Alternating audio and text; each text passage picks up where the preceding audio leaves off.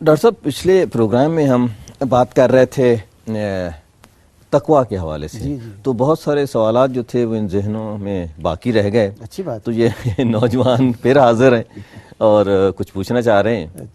Doctor صاحب میں یہ پوچھنا چاہ رہی ہوں آپ سے کہ ایک مرد متقی ہے اور ایک عورت متقی ہے، تو کیا ان دونوں کے تقوی میں کوئی فرق ہوگا؟ بہت اچھی بات کہی آپ نے. ذرا یہ بتائیے آپ کہ کیا آپ خیال میں اللہ تعالیٰ جینڈر کی بنیاد پہ کوئی فیصلے کرتے ہیں یا وہ دونوں کے خالق ہیں؟ قرآن کریم میں اگر آپ دیکھیں تو سورہ الاحزاب کے اندر یہ بات کہی گئی ہے کہ بلا شبہ وہ مرد جو نماز پڑھتے ہیں، وہ خواتین جو نماز پڑھتی ہیں، جو زکوٰۃ دیتے ہیں اور زکوٰۃ دیتی ہیں، روزہ رکھتے ہیں اور روزہ رکھتی ہیں، اور جو نیک کام کرتے ہیں نیک کام دیتے ہیں، جو اپنے پاکیزگی کو سنبھال کر ہیں، پاکیزگی رکھنے والے مرد عورت ہیں. آخری بات یہ کہ گئی ان سب کے اللہ تعالیٰ نے اجر کا وعدہ کیا ہے، جس کا مطلب یہ ہے کہ اس قرآن پاک کی آیت نے یہ اعلان کر دیا کہ اسلام کی بنیاد جینڈر پہ نہیں ہے بلکہ عمل کے اوپر ہے. جس نے نماز پڑھی، مرد ہو یا عورت، روزہ رکھا مرد ہو یا عورت، زکوٰۃ کی عورت ہو یا مرد ہو، ان سب کے لیے یکساں اجر کا وعدہ قرآن پاک نے خود کیا ہے. جب خالق کائنات یہ بات فرما رہا ہے تو کہ اور یہ کیسے کہہ سکتا ہے کہ عورتوں کا اجر کم یا زیادہ ہوگا یا مردوں کا زیادہ ہوگا؟ دوسری بات یہ کہ اسلام کی جو پہچان ہے وہ شعوری طور پر اللہ تعالیٰ کو اپنا مالک اور رب ماننا ہے. اس کی بنیاد نہ جنس پر ہے، نہ رنگ پہ ہے، نہ زبان پہ ہے، نہ خطے کے اوپر ہے. اس لیے اسلام وہ واحد دین ہے جو صحیح معنی میں عالمگیر اور عالمی دین کہا جا سکتا ہے، جس میں نہ کسی خطے میں لوگ مخصوص ہیں، بلکہ اگر میں یہ آپ سے کہوں کہ اسلام اس لیے آیا کہ عربوں کو مسلمان بنائے، اس لیے نہیں آیا کہ مسلمانوں کو عرب بنائے. قرآن کریم اس لیے آیا کہ عربوں کی عربیت کو دور کر کے قرآن کی زبان سکھا دے، قرآن کی فکر سکھا دے، قرآن کی سوچ سکھا دے. ورنہ عرب تو بڑے اپنے خیال میں 30 مار خاں تھے، اپنے آپ کو بہت کچھ سمجھتے تھے، زبان کے بادشاہ ہیں، تلوار کے بادشاہ ہیں، اپنے بارے میں بڑے تصورات تھے ان کے. ان سب کو قرآن پاک نے آ کے مسلمان بنا دیا. تو یہ جو آپ کا سوال تھا جینڈر ڈفرینسیشن کا، یہ دراصل ایک مغرب اور مشرقی ذہن کی پیداوار ہے جو یہ سمجھتا ہے کہ دنیا کے اندر ایک ریس لگی ہوئی ہے، جینڈر ریس، جس کے اندر بجائے اس کے کہ کل تک جو مظلوم تھا وہ اب ظالم بن جائے، جو کل تک دبا ہوا تھا وہ اب اوروں کو دبائے. یہ ایک اسٹرگل ہے جو گلوبل لیول پر ہو رہا ہے. اسلام چاہتا ہے کہ اس سے نکل کر کے ہم یہ دیکھیں کہ اگر ایک خاتون زیادہ تقوی رکھتی ہے، علم رکھتی ہے، اس سے استفادہ کیا جائے، بجائے اس کے کہ یہ کہا جائے چونکہ خاتون ہے اس کے بات نہیں مانیں گے. ایسی نہ خواتین یہ سوچیں کہ ایک مرد اچھی بات کر رہا ہے چونکہ مرد نہیں مانیں گے جب خاتون بات نہ کرے. Both have their mind set which is gender based. اسلام میں ہے اس سے ہم نکل کے بات کریں. ڈاکٹر صاحب غالباً یہ کہا یہ جا رہا ہے نا جی کہ جس کو پروموٹ بھی کیا جا رہا ہے کہ اسلام میں عورت جو ہے وہ کم تر سمجھا جاتا ہے اسے، اور غالباً یہ سوال بھی اسی وجہ سے کہ شاید تقوی میں بھی اس کو کم تر ہی سمجھا جاتا ہوگا. دیکھیے اگر ایسا ہوتا تو مدینہ منورہ میں ام سیدہ عائشہ جو علم کا ایک سمندر تھیں، وہ ان فقہا کی معلمہ نہ ہوتی جو بعد میں فقہ کے بڑے امام بنے. یہ فقہائے سبع کہلاتے ہیں مدینہ کے، جن کے اندر عبداللہ ابن زبیر ہیں، مصعب ہیں، اور صحابی ہیں جنہوں نے ان سے استفادہ کیا. بعض خواتین ہیں صحابیات ہیں جن کا کہا جاتا ہے کہ وہ حدیث کی امام تھیں، جن خواتین کو آپ نے تربیت دی. تو یہ سارا جو کچھ ہوا مدینہ منورہ میں، اس کی بنیاد جینڈر نہیں تھی بلکہ علم تھا. وہ علم اصحاب رسول کے پاس ہو، صحابیات کے پاس ہو، اصل چیز علم ہے. ایک سوال تھا کہ وہ کیا تقوی ہے جو ہم اپنے اندر اپنا لیں کہ جس سے دوسرے لوگ کہیں کہ واقعی میں یہی ریلیجن ہے جو فالو کرنا چاہیے اور اٹریکٹ ہو ہماری ریلیجن کی طرف اور مسلمان ہو؟ دیکھیے میرا تقوی کی بنیاد جو بھی کہی جا سکتی ہے وہ صرف دو چیزیں ہیں کہ آپ کس حد تک قرآن کریم کو اور سیرت پاک کو اپنا رہے ہیں. جتنا آپ قرآن کریم سے قریب آئیں گے، سیرت پاک سے قریب آئیں گے، اتنے تقوی پیدا ہوگا. آپ یوں سمجھیے کہ ہم یہ کہتے ہیں کہ ہم اللہ سے محبت رکھتے ہیں. اچھا، جس سے آپ محبت کرتے ہیں آپ کرتے کیا ہیں؟ اس کو چاہتے ہیں خوش کریں، اس کی بات کو مانیں. اب ہم کہیں تو اللہ سے محبت کرتے ہیں، جو کہتا ہے وہ کام نہ کریں، نہیں ہوگا نا. اچھا، تقوی کیسے پیدا ہوگا؟ جب اس محبت کو آپ ٹرانسلیٹ کریں گے اپنے عمل کے اندر. اگر اللہ یہ چاہتا ہے کہ آپ کی نگاہ وہ چیز نہ دیکھے جو بری ہے، کان نہ سنے وہ بات جو بری ہے، زبان وہ بات ہے جو بری ہے، تو جب آپ یہ کریں گے تو اس میں آپ کو اللہ کی محبت اور اللہ کا تقوی، اسی لیے کہا ہے اتق اللہ، اللہ کا تقوی اختیار کرو، قرآن کہتا ہے.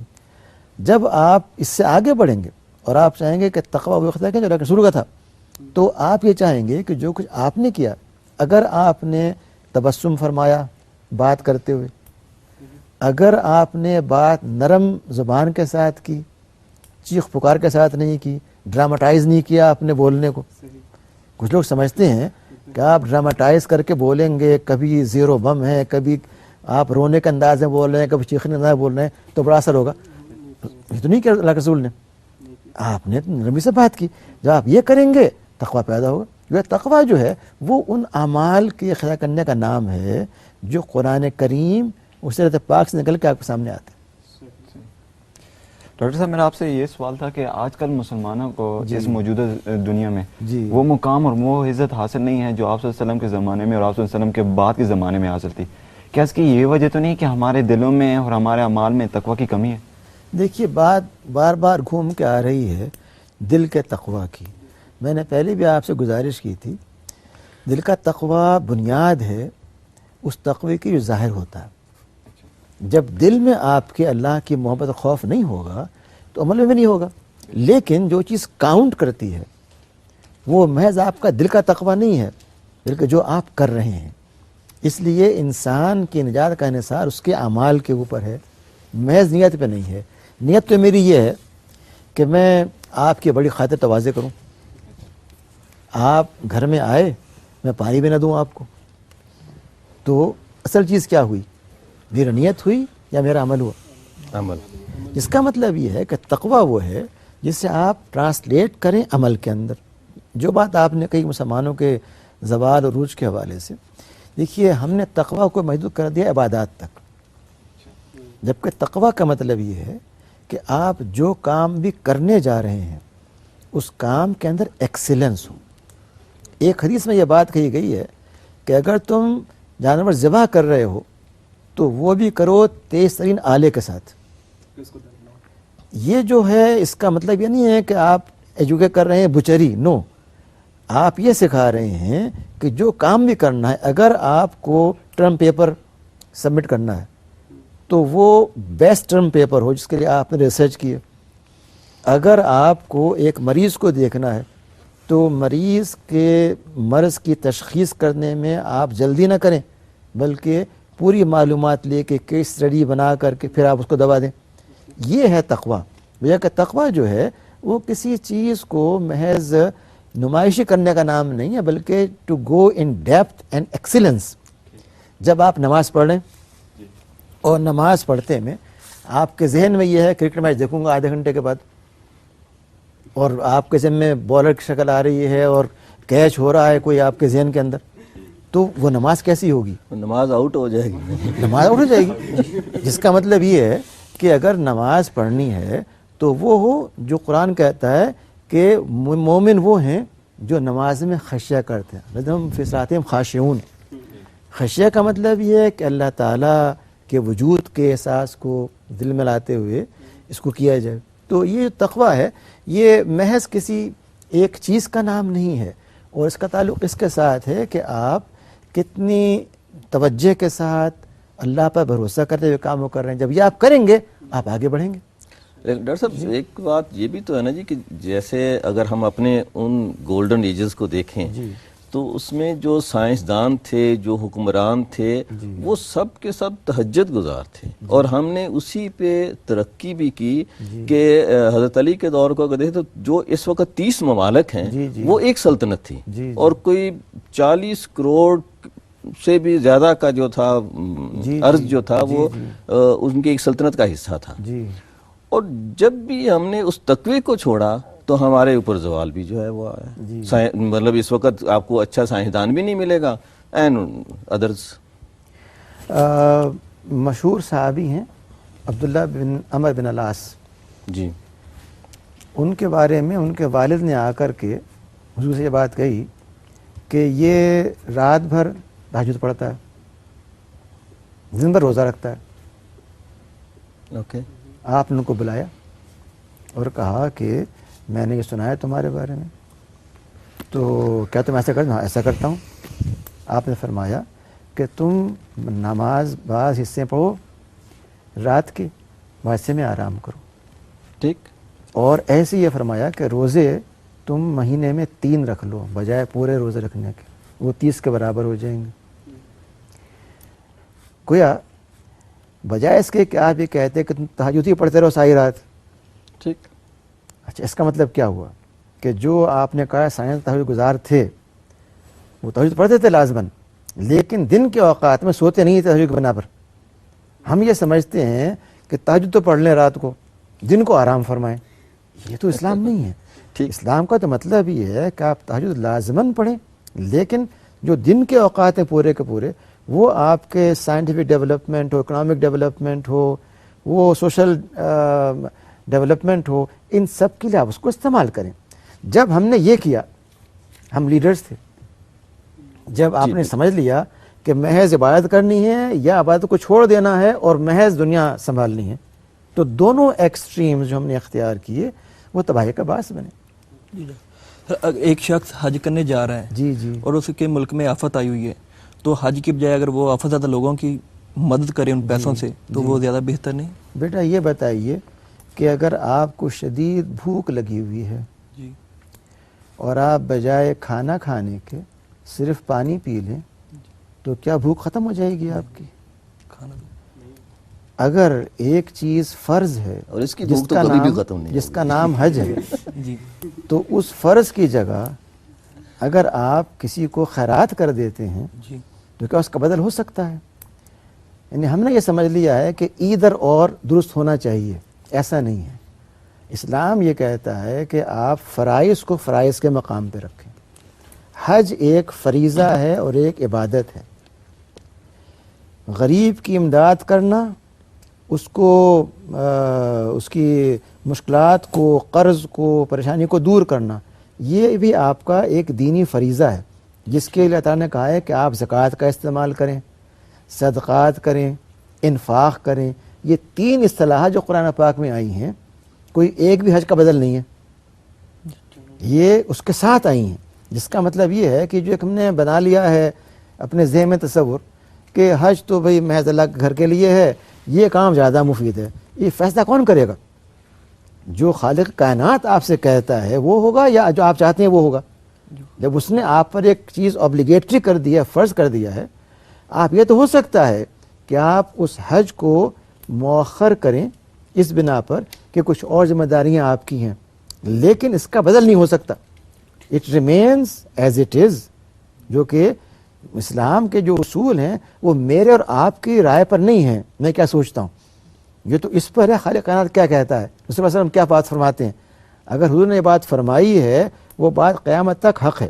جو کچھ آپ فرما رہے ہیں اسے ہم بدل نہیں سکتے. اس لیے حج کو بدل کر کے اگر آپ کسی کو دے دیں پیسے تو حج کا ثواب تو نہیں ملے گا آپ کو.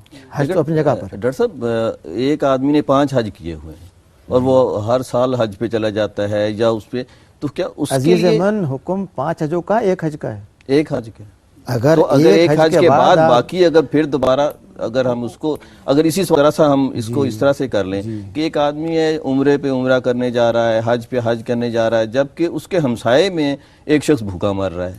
دیکھیے بات جو آپ کر رہے ہیں نا وہ بڑی اہم ہے اس لحاظ سے کہ یہ اس کا انڈیکیشن ہمیں اس سے ملتا ہے کہ ہمارا تصور نیکی کا اور عبادت کا کتنا محدود ہے.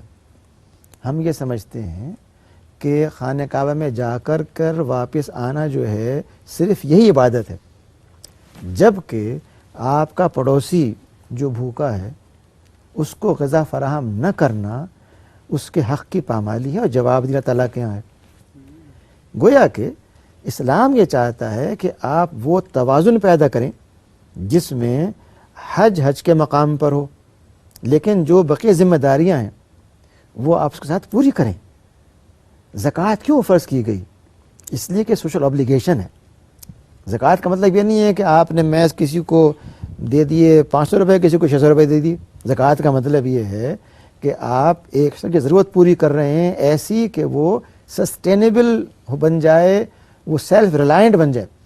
گویا کہ آپ اسے اتنا دیں کہ نیکسٹ ایئر وہ زکوٰۃ دینے کے قابل بن جائے. ہم نے یہ سمجھ لیا ہے کہ زکوٰۃ بس ایک قسم کی خیرات ہے. خیرات نہیں ہے، وہ ایک ذریعہ ہے اپلفٹمنٹ کا سوسائٹی کے اندر، اکنامک اسٹیبلٹی کا، لوگوں کی سیلف ریلائنس کا. تو چونکہ عبادات کا مطلب ہم نے بڑا محدود لیا، یہ سمجھ لیا ہے کہ بس حج پہ حج کیے جائیے تو آپ کی نجات ہو گئی، جبکہ حج آپ پہ صرف ایک ہی فرض ہے، 5 فرض نہیں ہیں. کیا نیکیاں آپس میں انٹر ریلیٹڈ ہیں؟ جیسے کہ اگر کوئی شخص نماز ادا نہیں کرتا جی تو کیا وہ یہ کہے کہ جی میں زکوٰۃ بھی نہیں دوں گا یا پھر میں روزے بھی نہیں رکھوں گا؟ اگر میں آپ کے سوال کے حوالے سے آپ کو ایک آیت یاد دلاؤں جو سورہ البقرہ کی آیت نمبر 177 ہے، اسے کہتے ہیں آیت البر. اس کا آغاز یوں ہوتا ہے کہ بر اور نیکی یہ نہیں ہے کہ تم اپنا رخ مشرق یا مغرب کی طرف کر لو، کیا بلکہ نیکی یہ ہے کہ اللہ تعالیٰ کو مانو، اللہ کے رسولوں کو مانو، اللہ کی کتابوں کو مانو، ملائک کو مانو. پھر یہ بات کہی جا رہی ہے کہ تم ضرورت مند کی ضرورت پوری کرو، تم غریب کو کھانا کھلاؤ، تم وہ سارے کام کرو جو فلاح اور لوگوں کی بھلائی کے کام ہیں. یہ سب کہنے کے بعد پھر کہا گیا کہ نماز کا اہتمام کرو. آغاز میں کہنے کے بعد دوبارہ اس کو دہرایا گیا اور پھر آخر میں یہ بات کہی گئی کہ یہ وہ لوگ ہیں جو متقی ہیں اور صادق ہیں، سچے ہیں. 2 الفاظ. گویا تقوی اور نیکی اور بھلائی محض قبلہ رخ ہونے کی نہیں ہے، بلکہ انٹیگریٹڈ مجموعی عمل ہے جس کے اندر آپ کا نماز پڑھنا، آپ کا پڑوسی کا حق پورا کرنا، آپ کا ان لوگوں کو جو آٹا تو بڑی چیز ہے، گوشت تو بڑی چیز ہے، دال بڑی چیز ہے، جو سبزی بھی نہیں کھا سکتے، جن کے پاس کوئی چیز نہیں ہے، ان کے لیے آپ کیا کریں؟ انہیں آپ ان کے حال پہ چھوڑ دیں؟ نہیں. نیکی یہ ہے کہ آپ ان کے ضرورت کو پورا کریں. نیکی یہ ہے کہ آپ معاشرے میں وہ بھلائی پیدا کریں، وہ عدل و انصاف لے کر کے آئیں جس میں ایک آدمی محفوظ ہو. ان سب کو جب ملا لیا جائے گا تو پھر یہ ہے تقوی اور سچائی کا راستہ. تو اسلام میں گویا کہ نیکی جو ہے وہ محدود نہیں ہے ایک چیز تک. بہت شکریہ ڈاکٹر صاحب، بہت سیر حاصل گفتگو ہوئی آج تقوی پہ. آئندہ نشست میں ہم کسی اور موضوع پر آپ سے استفادہ کرنے کے لیے حاضر ہوں گے. بہت شکریہ.